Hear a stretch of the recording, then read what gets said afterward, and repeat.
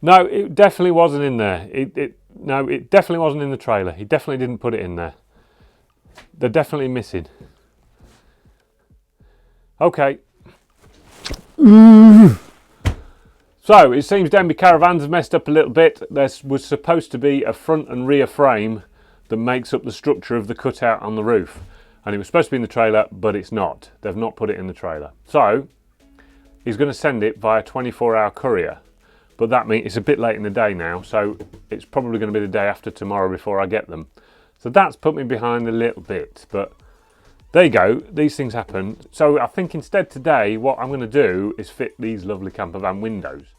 But before we get started, I just want to say, I'm not a professional van builder. This is just me documenting how I build a van based on 30 plus years of doing things like rebuilding my first car when I was 15, to making homemade drones, and a whole spectrum of stuff in between. So if you're a professional van builder and you're shaking your head at some of the stuff that I'm doing, leave us a comment in the description where I'm going wrong, and that'll help anybody else who's watching this video who wants to learn how to do something. And we can all learn together on this wonderful platform that is YouTube. So, that said, let's get these windows fitted.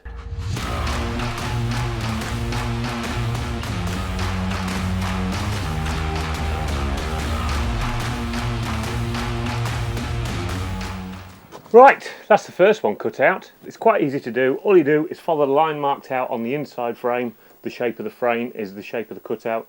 Transfer that to the other side, mark it all out, cut it out. All you have to do is cut the centre strut out first, and then you're away. Right, we'll do the back one now.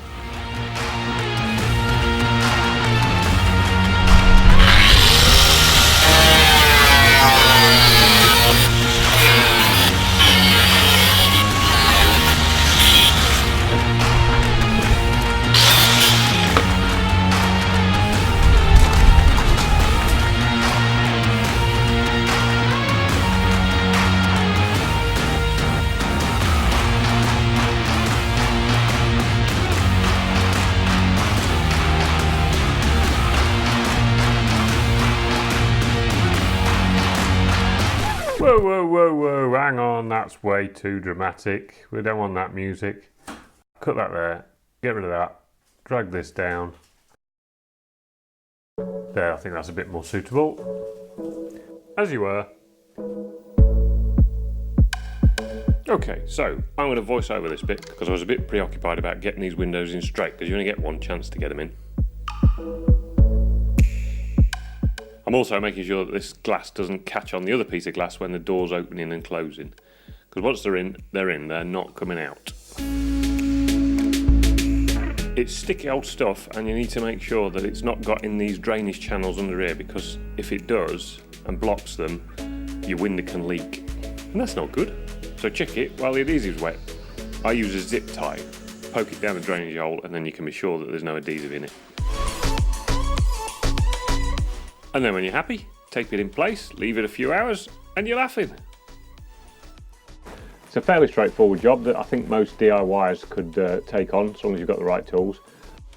Now, some of the more observant of you may have noticed that I didn't put a U-trim around the cutout. There's a good reason for that. I didn't forget.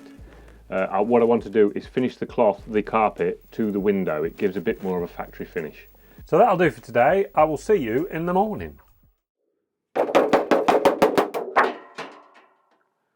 Noise deadening and insulation, that's what we're all about today. So, as you can see, the van is now an empty shell. We've got the windows in, so the next job is to put the pop top in, but that's not here.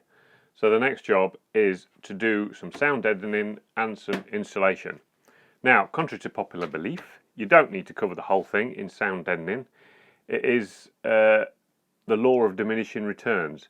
If you put a little bit on, it makes a huge difference. If you cover the whole lot, it'll only make a bit more of a difference.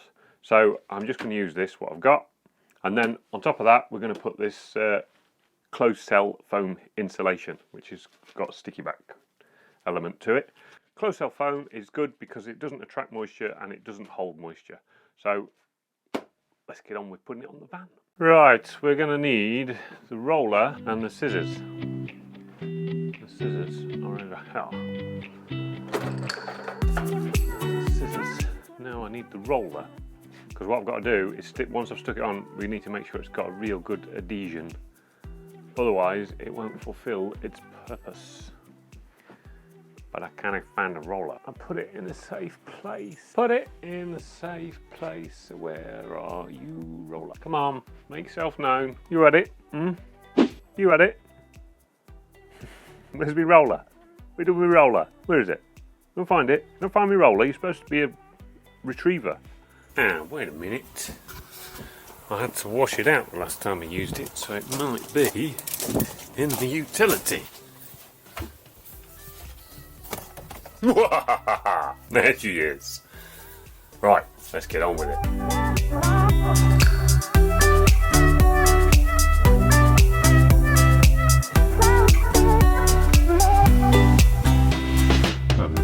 I don't know if the microwave, what the chuff? I don't know if the microphone will be able to pick this up, but if I tap on there, and then tap on there,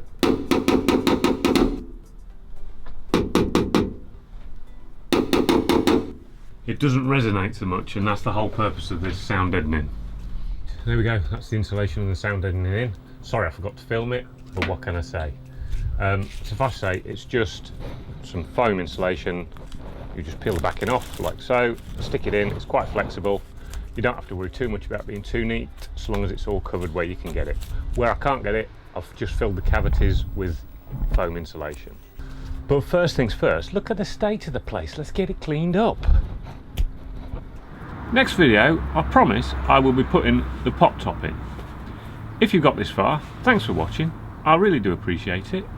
If you like what I'm doing, give us a subscribe, give us a like, or you could share the video. Just take the video and share it. Just share it. On social media, you take it, you copy it, you share it. See you next time. Bye.